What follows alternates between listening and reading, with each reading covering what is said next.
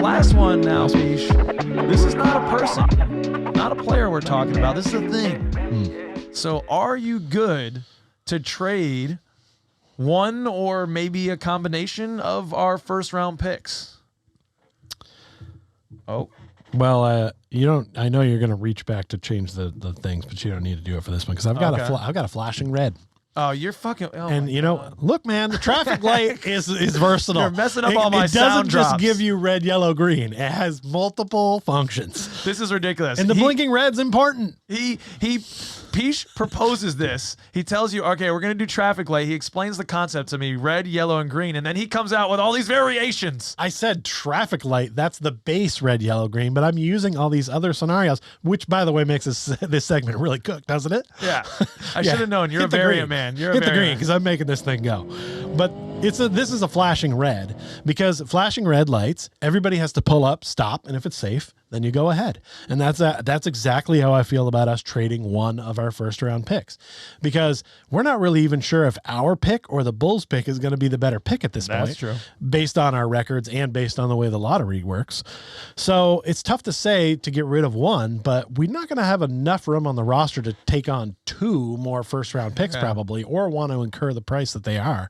I love the idea of us trading both our picks together to move up in this draft if we're not in that top three and we really want somebody. And we can get there with that. However, if the trade deadline hits and the first round pick is something that someone needs to get us a star level player, see ya.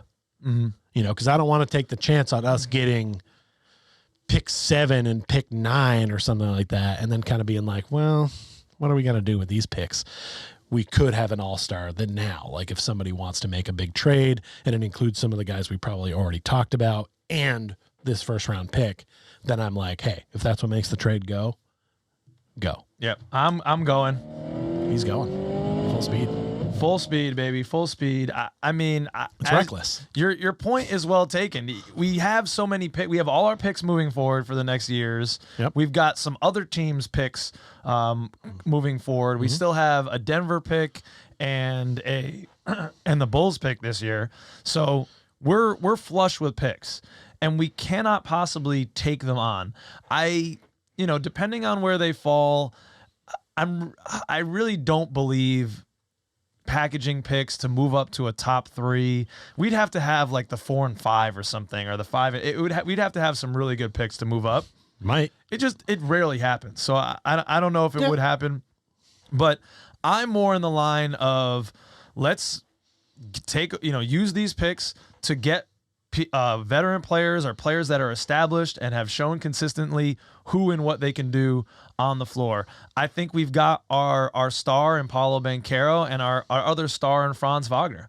I think, when we go to the lottery, people get excited about the lottery, about getting players. The players they want to get are players like Paolo Banchero and Franz Wagner, and we have those guys. You can only have so many max contract guys on your squad.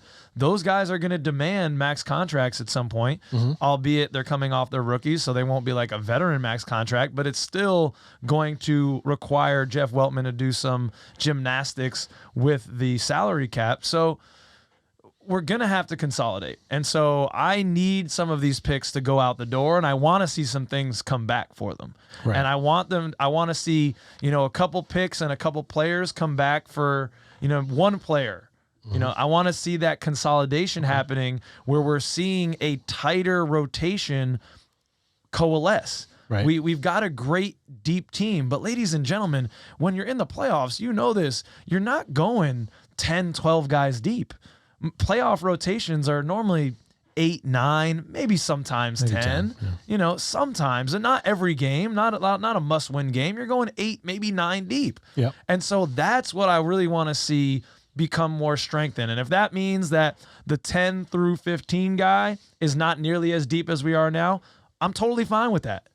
But some consolidation needs to happen, and these picks, these first-round picks, are going to be crucial in that, and I'm really excited to see what happens and what transpires in this next month leading up to the trade deadline and see if any of those picks actually move. Well, I agree with most of your points. I do think actually getting one of these picks, as long as it's not like, a top 3 or 4, you actually end up paying these guys a little less on a rookie contract than you would like a 10-year veteran who might come in and help the team right now. Right. But they're going to demand a much larger salary. So you have to weigh whether that's worth it or not. And some of the guys we just talked about, if their money's not there, then you have the room to bring in that veteran. That's so a it's great sort of point. Up and down. That's a great point from you, Peesh. That is the hardest thing, right? About really nailing the sweet spot of a team. Mm-hmm. And is this our year to try to, if a guy becomes disgruntled, if you get like a scoring guard, and I'm just throwing this out because he's top of mind, he was disgruntled last year a little bit, Damian Lillard. Mm-hmm. A guy of like a superstar, or like a Donovan Mitchell this year. Right. Are we ready to take a swing at a guy like that this year? Or are we kind of like a year too early for that? And would we be bringing on that veteran guy where Paulo and Franz and Wendell and some of our other pieces maybe need one more year of maturation?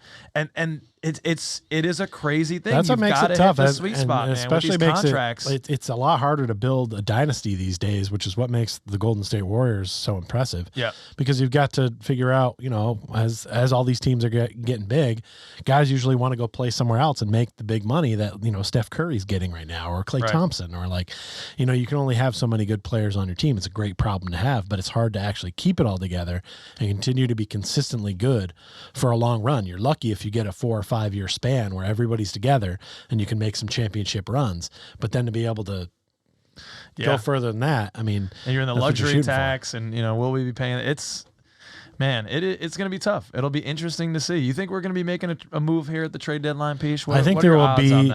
So I think there will be at least one move, and maybe this will be for a future Court Cousins championship bet, but I think there will be at least 2. So I might set the line at 1.5. Oh, interesting. All right. Okay.